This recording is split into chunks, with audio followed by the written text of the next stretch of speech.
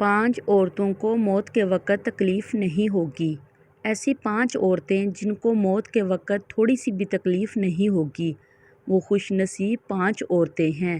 بسم اللہ الرحمن الرحیم۔ 5 عورتوں کو مرتے وقت تھوڑی سی بھی تکلیف نہیں ہوگی۔ وہ 5 عورتیں کون سی ہیں؟ جاننے کے لیے ویڈیو مکمل دیکھیں۔ نزاع کے وقت مسلمان کو جو تکلیف ہوتی ہے، اس پر اللہ رب العزت کی جانب سے نیکیاں عطا کی جاتی ہیں، جیسا کہ سنن ابن ماجہ میں روایت ہے کہ حضرت عائشہ رضی اللہ تعالی عنہا سے مروی ہے کہ رسول اللہ صلی اللہ علیہ وآلہ وسلم ان کے پاس تشریف لائے، اس حال میں کہ ان کے پاس ان کا کوئی قریبی رشتہ دار موت کی سختی میں مبتلا تھا۔ رسول اکرم صلی اللہ علیہ وآلہ وسلم نے مشاہدہ فرما کر حضرت عائشہ رضی اللہ تعالی عنہا سے فرمایا، اپنے رشتہ دار پر غمگین نہ ہو، اس لیے کہ یہ اس کی نیکیاں ہیں۔ نیز حضرت عائشہ رضی اللہ تعالی عنہا سے ہی اس مضمون کی روایت ہے کہ جب سے رسول اللہ صلی اللہ علیہ وآلہ وسلم کی وفات کی تکلیف میں نے دیکھی، اب میں کسی مسلمان میت کی حالت نزاع کی تکلیف کو اس کے حق میں برا نہیں سمجھتی۔ پس مذکورہ حدیث سے معلوم ہوتا ہے کہ نزاع کے وقت ہونے والی سختی مرنے والے کی بدعمالیوں کا ہرگز نتیجہ نہیں ہوتی۔ مسلمان کے حق میں اس پر اجر و ثواب اور گناہوں کی معافی کی ہی امید رکھنی چاہیے۔ ناظرین، 5 عورتوں کو مرتے وقت تکلیف نہیں ہوگی۔ حضرت سیدنا عثمان غنی رضی اللہ تعالی عنہ نے فرما دیا، دنیا میں 5 لوگ ایسے ہیں جن کو مرتے وقت تکلیف نہیں ہوگی۔ ان کی روح آسانی سے نکلے گی۔ حالت نزاع میں انسان کی آدھی روح اندر ہوتی ہے اور آدھی روح باہر ہوتی ہے اور بندہ تکلیف میں ہوتا ہے۔ اس وقت انسان کو پیاس اتنی لگتی ہے کہ انسان یہ چاہتا ہے کہ سمندر کا پانی بھی پی جاؤں، اور اگر بالفرض 7 سمندر کا پانی وہ پی بھی جائے پھر بھی اس کی پیاس کبھی ختم نہیں ہوگی۔ روح نکلتے وقت انسان کو جو تکلیف ہو رہی ہوتی ہے وہ ناقابل بیان ہے۔ حضرت سیدنا عثمان غنی رضی اللہ تعالی عنہ نے فرمایا، یہ 5 لوگ ایسے ہیں کہ انہیں مرتے وقت ذرہ بھی تکلیف نہ ہوگی، یعنی موت آسان ہوگی اور بغیر تکلیف کے ہوگی۔ پوچھا گیا کہ جناب، وہ کون سے 5 لوگ ہیں جنہیں موت کی سختی میں بھی نرمی میسر ہوگی؟ تو فرمانے لگے کہ سب سے پہلا شخص وہ جو اپنے ماں باپ کی موت کے بعد، یعنی ماں باپ کے مرنے کے بعد، وراثت کا حصہ اپنی بہنوں کو پہنچانے میں جلدی کرتا ہے، یعنی وراثت کا حصہ اپنی بہنوں کو جلد اور بر وقت پہنچاتا ہے۔ ایسا نہ ہو کہ بہن کے بچے بھوک سے بلکتے رہیں اور تم بہن کے حق پر قبضہ کیے بیٹھے رہو، اور بہن اس انتظار میں رہی کہ میرا بھائی کب مجھے میرے ماں باپ کی وراثت میں سے حصہ دے گا۔ بہت بار یہ بھی دیکھنے میں آتا ہے کہ بہن کی شادی نہیں ہوئی، جبکہ والدین دنیا سے رخصت ہو گئے، تو بھائی نے کہا کہ کوئی بات نہیں، جب بہن کی شادی کروں گا تو اس کا حصہ اسے جہیز کی صورت میں دے دوں گا۔ یاد رہے کہ اسلام میں بہنوں کو جہیز دینا فرض، کہ ان کا وراثتی حق دینا فرض ہے۔ دراصل عورت کو جہیز دینا یہودیوں کی رسم ہے۔ اسلام اس کی ترغیب نہیں دیتا، لیکن اسلام میں عورت کا وراثتی حصہ دینا فرض ہے۔ واضح رہے کہ والدین کے ترکے میں جس طرح ان کی نرینہ اولاد کا حق اور حصہ ہوتا ہے، اسی طرح بیٹیوں کا بھی اس میں شرعی حق و حصہ ہوتا ہے۔ والدین کے انتقال کے بعد ان کے ترکے پر بیٹوں کا خود تنہا قبضہ کر لینا اور بہنوں کو ان کے شرعی حصے سے محروم اور ناجائز اور سخت گناہ ہے۔ بھائیوں پر لازم ہے کہ بہنوں کو ان کا حق و حصہ اس دنیا میں دے دیں، ورنہ آخرت میں دینا پڑے گا، اور آخرت میں دینا آسان نہیں ہوگا۔ حدیث مبارکہ میں اس پر بڑی وعیدیں آئی ہیں۔ حضرت سعید بن زید رضی اللہ تعالی عنہ فرماتے ہیں، رسول اللہ صلی اللہ علیہ وآلہ وسلم نے فرمایا، جو شخص کسی کی بالشت بھر زمین بھی از راہ ظلم کر لے گا، قیامت کے دن 7 زمینوں میں سے اتنی ہی زمین اس کے گلے میں طوق کے طور پر ڈالی جائے گی۔ ایک اور حدیث مبارکہ میں ہے، حضرت انس رضی اللہ تعالی عنہ فرماتے ہیں، رسول اللہ صلی اللہ علیہ وآلہ وسلم نے فرمایا، جو شخص اپنے وارث کی میراث کاٹے گا یعنی اس کا حصہ نہیں دے گا تو اللہ تعالیٰ قیامت کے دن اس کی جنت کی میراث کاٹ لے گا۔ یاد رہے کہ جہیز کی رسم اسلام کی رسم نہیں بلکہ یہودی کی رسم ہے، اور اس کا سب سے بڑا نقصان ہے کہ جس طرح یہودی کی عورت کو بغیر جہیز کے کوئی شخص قبول نہیں کرتا تھا، اسی طرح آج اسلام میں بھی عورتوں کی شادیوں میں سب سے بڑی رکاوٹ جہیز ہے۔ غریب آدمی کی بیٹی بیٹھی بیٹھی بوڑھی ہو گئی کہ جہیز کا کوئی بندوبست نہ ہو سکا۔ اسی طرح اگر کوئی شخص یہ کہے کہ میں بہن کا وراثتی حصہ تو نہیں دے سکتا، البتہ جب اس کی شادی کا وقت ہوگا تو جہیز دے دوں گا، لہٰذا فرمایا گیا کہ بہنوں کو بروقت حصہ دینے والے کی روح موت کے وقت بڑی آسانی سے نکلتی ہے۔ ایک عورت کا بھائی جب فوت ہوا تو اس عورت نے بہت اصرار کیا کہ مجھے بھی قبرستان میں لے چلو، میں بھی اپنے بھائی کی قبر پہ جانا چاہتی ہوں۔ خیر اس کے اس اصرار کو قبول کیا گیا اور اسے قبرستان میں اس جگہ لے جایا گیا جہاں اس کے بھائی کی تدفین ہونے والی تھی۔ اس کے دیکھتے ہی دیکھتے میت کو قبر میں اتارا گیا اور اس کے بھائی کو مٹی کے سپرد کر دیا گیا۔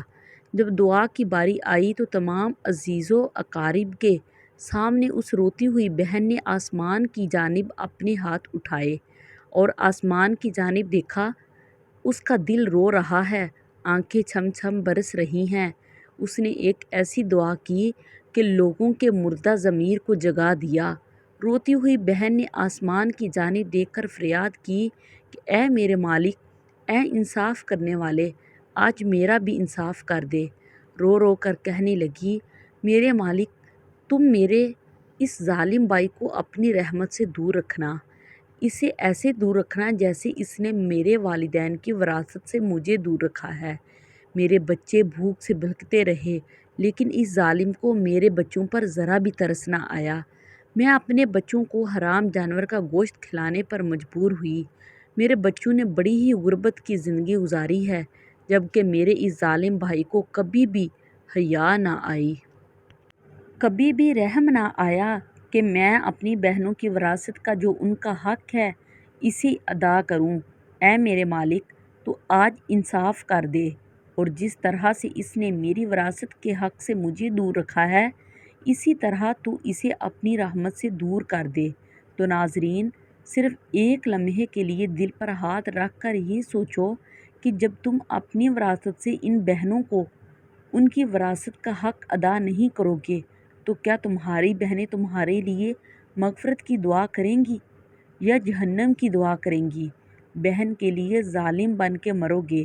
دوسرا وہ شخص جس کی روح مرتے وقت بڑی ہی آسانی سے نکلے گی، فرمایا کثرت سے صدقہ کرنے والا شخص، یعنی ایسا شخص جو اللہ اور رسول اللہ صلی اللہ علیہ وآلہ وسلم کی رضا کے لیے اپنے مال و دولت میں سے یوں صدقہ کرتا ہے کہ جب وہ اپنے ایک ہاتھ سے کسی کو دیتا ہے تو دوسرے ہاتھ کو پتہ بھی نہیں چلے۔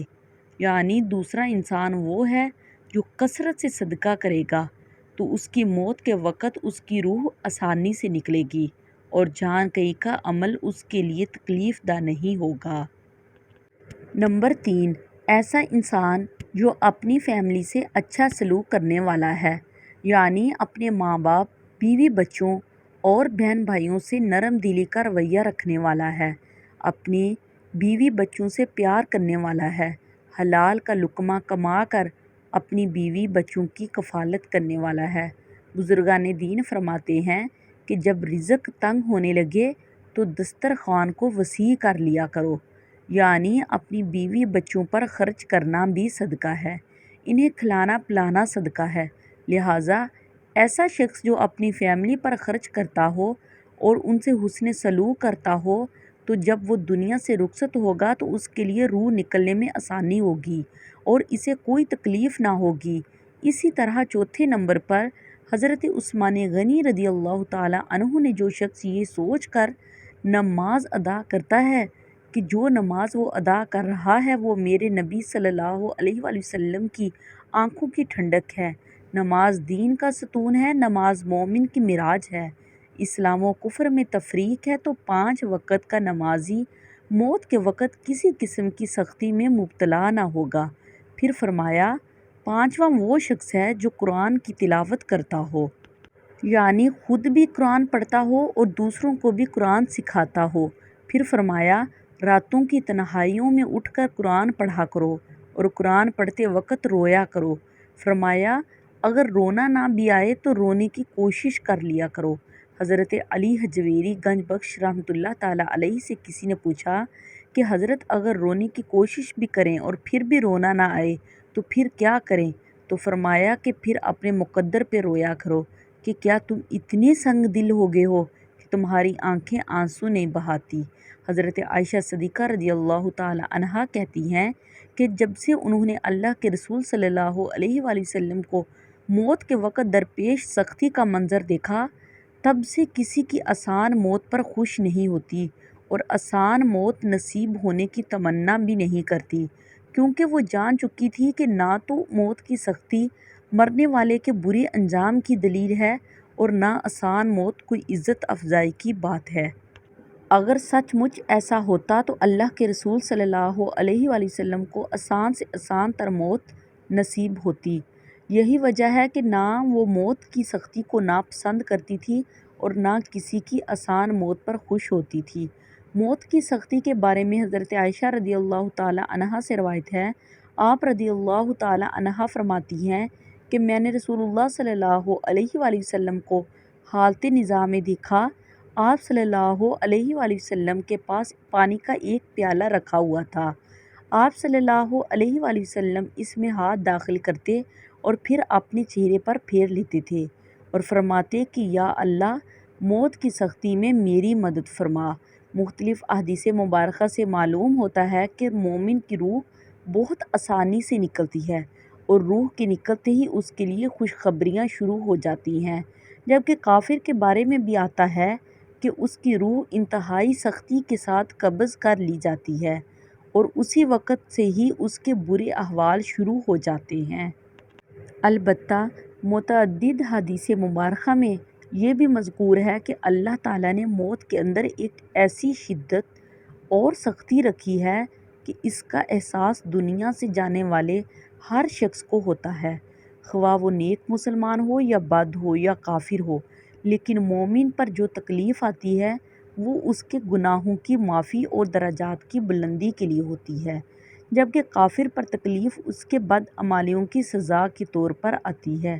چنانچہ ایک حدیث میں آتا ہے کہ مومن گناہ کرتا ہے، اس وجہ سے اس پر موت کے وقت سختی کی جاتی ہے تاکہ اس کے گناہوں کا کفارہ ہو، اور کافر بھی نیکی کے کام کرتا ہے تو اس پر اس کی موت کے وقت کچھ آسانی کر دی جاتی ہے تاکہ اس کے ان اچھے کاموں کا بدلہ ہو۔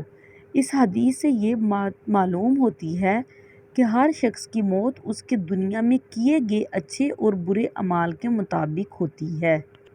تاہم حضرات علماء کرام اور محدثین رحمۃ اللہ تعالیٰ علیہ نے یہ لکھا ہے کہ مومن کو جو بھی تکلیف ہوتی ہے، خواہ وہ تکلیف اس کے گناہوں کی بخشش کے لیے ہو یا اس کے درجات کی بلندی کے لیے ہو، وہ حالت نزاع یعنی عین روح نکلنے کے وقت سے پہلے ہوتی ہے، اور جب اس کی روح نکل رہی ہوتی ہے تو اس وقت اللہ تعالیٰ اس کی تمام تکالیف کو دور فرما کر سہولت اور آسانی سے روح قبض کر لیتے ہیں اور آنے والے مراحل بھی آسان فرما دیتے ہیں۔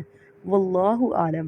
اللہ پاک سے دعا ہے کہ ہم سب مسلمانوں کو موت کے وقت کی سختیوں سے دور فرما کر ہمارا خاتمہ ایمان پر نصیب فرمائے، آمین۔ پلیز میرے چینل کو سبسکرائب کریں تاکہ میں اپنی ہر آنے والی ویڈیو آپ کے ساتھ شیئر کر سکوں۔ اب مجھے اجازت دیجیے، خدا حافظ۔